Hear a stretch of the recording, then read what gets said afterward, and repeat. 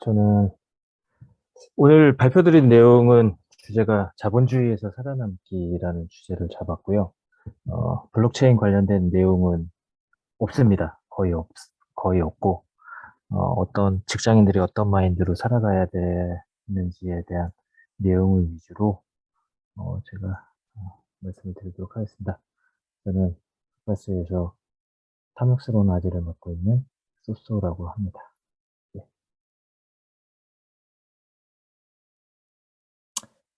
인터넷에 재밌는 게 있어서 가지고 와봤는데요. 과거에 그 종놈이라고 표현했는데 뭐 노예라고 할 수 있겠죠. 옛날 종놈 같은 경우는 이제 전기가 없었던 시대니까 해지면은 일을 안 했어요. 어두우니까 깜깜하니까. 어? 바로 해지면 바로 퇴근이었는데 요즘 종놈들은 해가 지고도 사무실에 불을 켜놓고 열심히 일을 하시죠.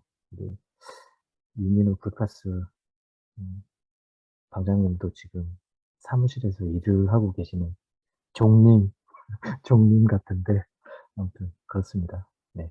그리고 옛날 종놈은 주인이 결혼도 시켜주고 집도 주고 밥도 주고 생계 걱정이 없었는데 요새는 뭐 결혼도 알아서 해야 되고 집도 그 깨알 같은 그런 작은 월급들 모아서 사야 되고 네, 하루하루가 생계 걱정이고 옛날 종놈은 이제 자기가 또 종놈인 거를 알았는데 요새는 자기가 종인 거를 모르고 네, 삽니다. 참 재밌기도 하고 좀 씁쓸하기도 하고 해서 가져왔고요. 뭐 공감하시는 분도 있고 '내가 왜 종이야?' 이렇게 공감을 못 하시는 분들도 있을 텐데 뭐 이쪽으로 한번 가져가 봤습니다. 제가 그 자본주의 주제를 가지고 그 아 발표를 해야겠다 생각을 해 가지고 이제 구글에 자본주의의 정의가 뭔지를 한번 검색을 해 봤어요. 근데 이게 아마 옥스퍼드 사전에서 나온 건가 아마 축소가 그런데 보면 어떻게 정의가 돼 있냐면 생산 수단을 자본으로 소유하는 자본가가 나오고 자본가가 이윤 획득을 목적으로 자기의 노동력밖에 팔 것이 없는 노동자. 이 부분에서 진짜 막 가슴이 막 미어지더라고요. '아 내가 팔 거는 노동력밖에 없었구나.' 집에 뭐 어떤 분들은 "나 집에 팔 거 많다." 명품도 있고 당근마켓에 보면 팔릴 거 많은데 왜 "노동력밖에 팔 것이 없다."라고 얘기를 하냐라고 할 수도 있지만 그런 당근마켓에 팔 것도 역시 우리의 노동력을 기반으로 해서 우리가 월급을 받아서 산 물건들이겠죠. 그래서 진짜 노동자는 자기 노동력밖에 팔 것이 없고 그런 불쌍한 존재이고 그런 노동력을 상품으로 이제 사들여서 자본가가 상품 생산을 하는 경제 체제라고 그렇게 정의가 되어 있습니다. 그 한 줄로 요약을 하면 노동자는 자기의 시간과 에너지를 지금 월급으로 맞바꾸는 그런 사회 계층이라고 볼 수가 있습니다. 나의 젊음과 나의 에너지를 저당 잡혀서 월급을 받고 하루하루를 살아가는 그런 어떻게 보면 좀 불쌍하고 처량한 신세라고 할 수 있는데 제가 질문을 하나 먼저 하면 여러분들은 지금 하는 일에 만족하시나요? 만족하시는 분은 채팅창에 숫자 1 번을 한번 입력해 주시고 '나는 쪼끔 불만족스럽다.' 그러면 2 번을 한번 좀 입력해 주시면 감사하겠습니다. 네. 이민호 이사님 역시 1 번. 2 번은 아직 없습니다. 1 번 3분 나왔고 2 번도 1분 나왔네요. 대부분은 지금 하는 일에 예 만족을 하신다고 이제 답변을 주셨고 답변을 안 주신 분은 뭐 뭐 딴 거를 하고 계시던가 2 번인데 차마 숫자를 못 누르겠다 막 그런 분도 계실 것 같아요. 근데 제가 질문을 답변을 거부하신 분도 계십니다. 네. 질문을 바꿔서 다시 한번 질문을 드릴게요. 혹시 여러분이 수백억 재산이 있어도 지금 하는 일을 하실 건가요? 그렇다라고 하면 1 번, 아니다라고 하면 2 번. 입력을 역시 입력을 1 번. 어 1 번이신 분들은 정말 예 부럽습니다. 본인이 지금 하고 계신 일이 정말 만족스럽고 내 그 재산에 상관없이 그렇게 지금 하고 있는 일을 하고 있 하겠다는 거니까 진짜 만족도가 굉장히 높으시다고 생각이 되고 네 2번 누르시는 분은 다 우는 이모티콘 우는 표시를 다 보내주시네요. 저 역시도 2 번이고요. 네. 우리 같이 열심히 살아보아요. 네, 그렇습니다. 어 현대 직장인들은 진짜 그 부모님이 큰 재산을 물려주지 않은 이상 생계를 위해서는 일을 해야 됩니다. 그러니까 직장을 다니거나 아니면 뭐 사업을 하든 뭐 장사를 하든 어쨌든 월급 그 생계를 위해서 일을 해야 되는데 제 요새 가장 고민거리이자 그 생각거리는 '도대체 얼마 정도 있으면 생계를 위해서 일을 안 해도 될까?' 그렇게 되면은 그러니까 생계를 걱정을 안 해도 될 정도면 내가 하고 싶은 일을 하면서 살아도 되고 그리고 뭐 내가 만약에 여행을 좋아한다 그러면 굳이 직장에 다니지 않고 뭐 세계 일주하면서 살아도 되겠죠. 그래서 '얼마 정도가 있으면은 생계를 걱정 안 하고 일도 안 하고 살 수 있을까?' 이런 고민들을 하고 있는데 인터넷에 낙원 계산기라고 치면 그 현재 내가 보유하고 있는 재산과 연간 저축액 그다음에 앞으로의 남은 은퇴 시기 뭐 투자 수익률 요런 거를 고려를 해서 은퇴 후의 목표 생활비를 위한 자산 규모를 계산을 할 수가 있습니다. 그래서 제가 링크를 거둬 놨는데 요거를 클릭하시면 그 연결이 되고요. 낙원 계산기도 이렇게 열어 놨는데 요 아마 보신 분들도 있으실 텐데 하나하나 해서 설명을 드리면 그 몇 가지 입력을 해야 되는 게 있어요. 보유 자산 같은 경우는 내가 현재 가지고 있는 자산, 그 현금성 자산을 그러니까 부동산이나 이런 거 말고 현금화할 수 있는 자산을 입력을 하면 됩니다. 현금. 그다음에 저축 금액 같은 경우는 연간 내가 한 해 동안 얼마만큼을 저축을 할 수 있는지를 입력을 하시면 되고 그리고 은퇴 시기, 은퇴까지 내가 얼마나 남았는지 그다음에 그 명목 수익률이라는 거는 그 내 투자 수익률, 그러니까 평균적인 내 투자 수익률을 입력을 하면 됩니다. 그래서 여기는 뭐 이제 플러스이신 분들도 있겠지만 뭐 마이너스이신 분들도 계실 거예요. 근데 여기는 이제 일단은 플러스를 넣는 걸로 하고 제가 샘플로 한번 그 입력을 해 볼게요. 만약에 내 보유 자산이 5천만 원이다. 그럼 이게 단위가 만원 단위거든요. 내 현재 보유 자산은 5천만 원이고 한 해 동안 저축할 수 있는 게 월 100만 원이라고 하면 연간으로는 1,200만 원이죠. 그다음에 내 은퇴 시기는 뭐 한 20년 정도 남았다. 그리고 요새는 금리가 많이 오르다 보니까 이제 은행의 그런 뭐 저축 예금성 금리도 굉장히 많이 올라서 뭐 한 5% 정도 잡겠습니다. 5% 정도 잡고 그다음에 저축 증가율이란 건 뭐냐면 쉽게 얘기하면 인플레이션율이라고 보시면 돼요. 그래서 요 저축 금액은 그 현재 기준에 1,200만 원이고 20년 후에도 1,200만 원의 가치라고 생각을 하시면 되거든요. 그래서 이 1,200만 원은 이제 인플레이션 비율을 감안해서 해마다 현재 기준 한 1,200만 원 정도의 그 이 가치를 가지고 있는 금액을 점점 늘려가면서 이제 저축을 한다라고 보시면 돼요. 그렇게 했을 때 20년 후에 월 100씩 저축을 해서 한 5% 정도의 수익률을 갔었을 때 내가 은퇴 시기에 얼마의 현금을 갖게 되냐면 6억 한 4천만 원 정도를 갖게 됩니다. 근데 요 금액이 있으면 월 그러니까 원금을 까먹지 않고 한 60만 원 정도의 이자를 제가 받을 수가 있어요. 근데 내가 직장을 다니지 못하는 그런 나이가 많은 상황에서 60만 원이면 사실 굉장히 부족한 금액이죠. 그리고 그래서 보면은 뭐 나는 좀 그래서 '젊었을 때 저축을 좀 더 하겠다.' 그래서 뭐 월 한 200만 원 정도를 저축을 한다고 바꿔 볼게요. 그러면 연후라는 2,400만 원이 되겠죠. 그러면 은퇴 후의 자산은 한 11억 5천만 원 정도가 되고 그리고 이자만으로도 한 100만 원 넘는 금액을 이제 제가 받을 수 있게 됩니다.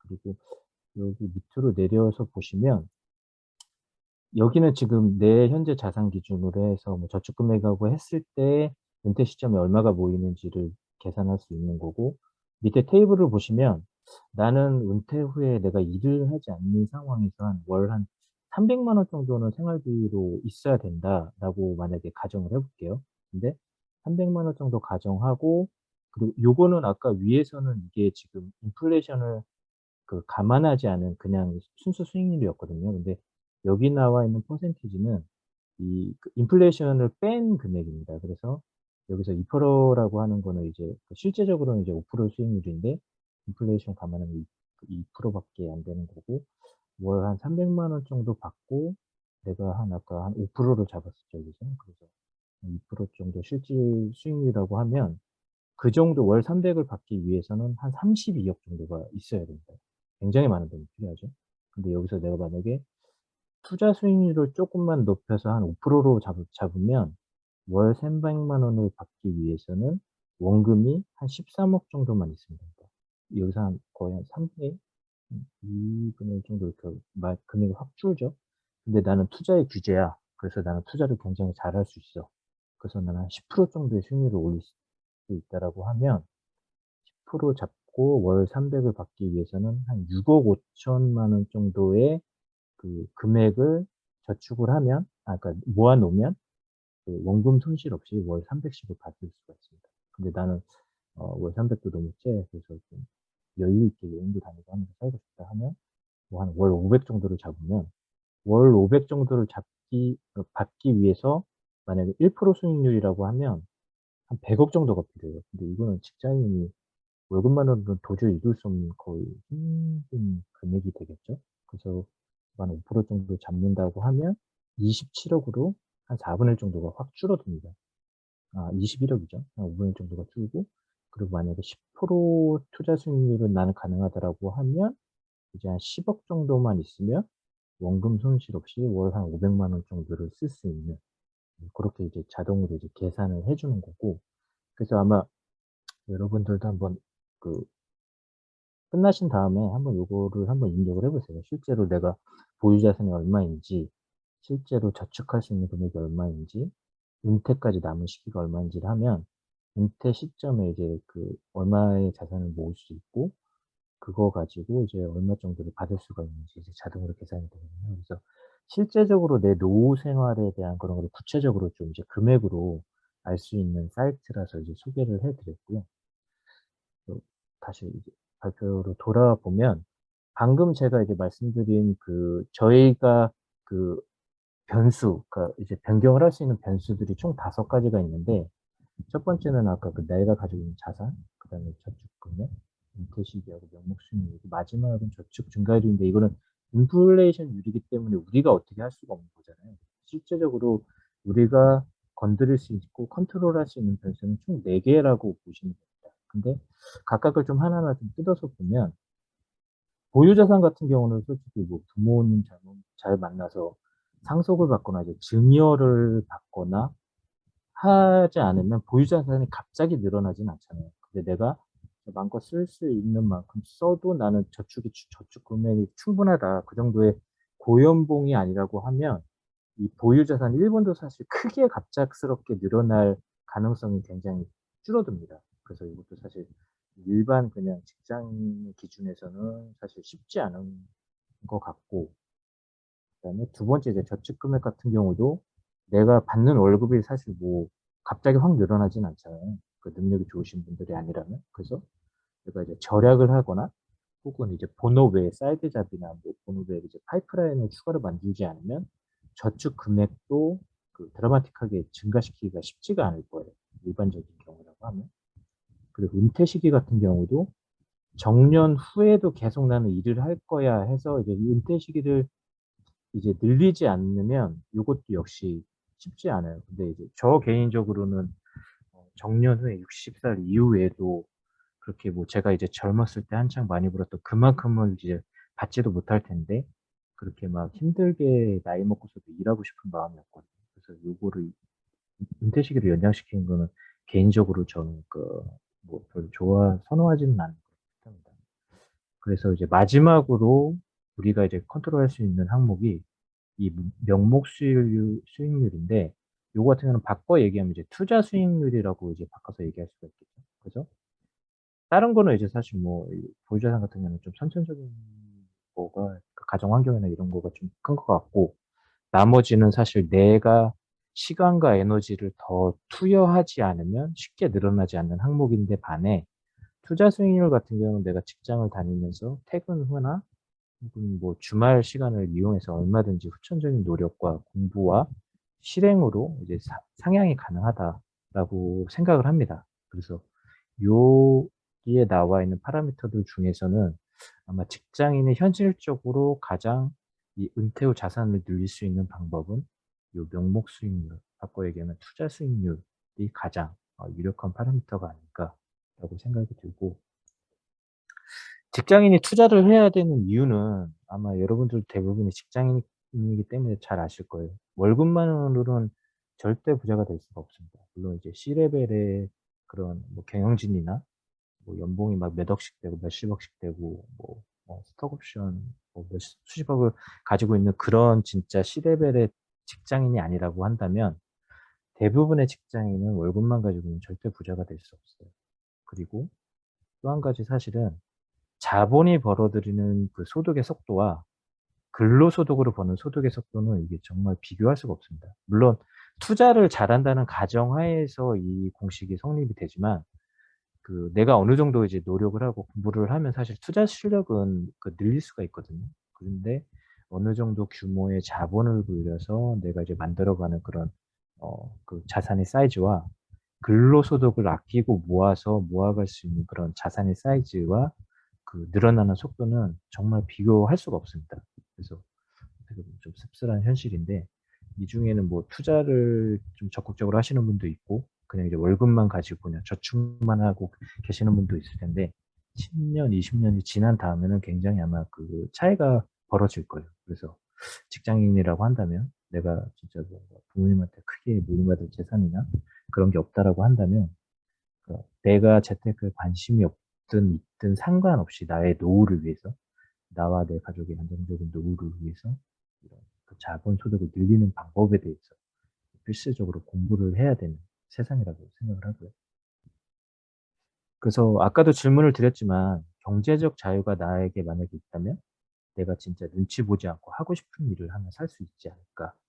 이런 고민을 제가 많이 하고 있는데 그래서 뭐 그게 일이 됐건 아니면 뭐 여행이 됐건 취미 생활이 됐건 운동이 됐건 그래서 우리의 생계를 걱정하지 않을 정도의 그런 자금이 있다고 한다면 정말 재밌고 신나게 살 수 있지 않을까 네, 라는 생각을 하고 있습니다. 그래서 요거는 그 제가 5기 때 그 불파스 그 발표 때 했던 건데 그때 제가 이게 그 유튜브 링크를 걸어 놨거든요, 영상에. 이 당시 그 제가 발표했던 주제가 러시아하고 우크라이나 전쟁을 통해 바라보는 이제 블록체인 시대의 개막이라는 주제로 얘기를 하면서 이제 마지막에 그 투자 이야기를 살짝 했어요. 이제 거기에 나오는 이제 페이지를 가지고 왔는데 그래서 보면 직장인으로서 이제 저희가 할 수 있는 투자 상품들, 제가 아는 것들을 이제 좀 정리를 해 봤는데 첫 번째는 저희는 이제 블록체인 판에서 만난 사람들이기 때문에 코인 투자라든가 뭐 NFT나 뭐 디파이 등을 통해서 블록체인을 통해서 이제 자산을 늘려가는 방법이 있을 거고 이제 부동산 같은 경우도 종류가 굉장히 많아요. 개인으로 하는 방법이나 사업자나 법인을 내서 하는 방법도 있고 뭐 이제 싸게 사는 방법은 이제 금매, 경공매, 뭐 청약이랑 분양권 그러니까 굉장히 많습니다, 종류가. 그리고 주식하고 채권 같은 경우도 한국뿐만이 아니라 뭐 미국이나 전 세계 증시도 있고 뭐 ETF나 ETF 여러 가지 상품들이 있죠. 그리고 기타 현금성 자산 같은 경우도 현재 지금 달러를 가지고 있는 사람들이 굉장히 그 달러가 환율이 뛰면서 앉아서 돈을 많이 벌었죠. 그 엔화를 가지고 있는 분들 같은 경우는 엔화가 굉장히 떨어지면서 아마 손해를 봤을 텐데 이런 현금을 들고 있어도 환율에 따라서 수익이 나기도 하고 뭐 손해를 보기도 하고 이것도 이제 하나의 상품이겠죠.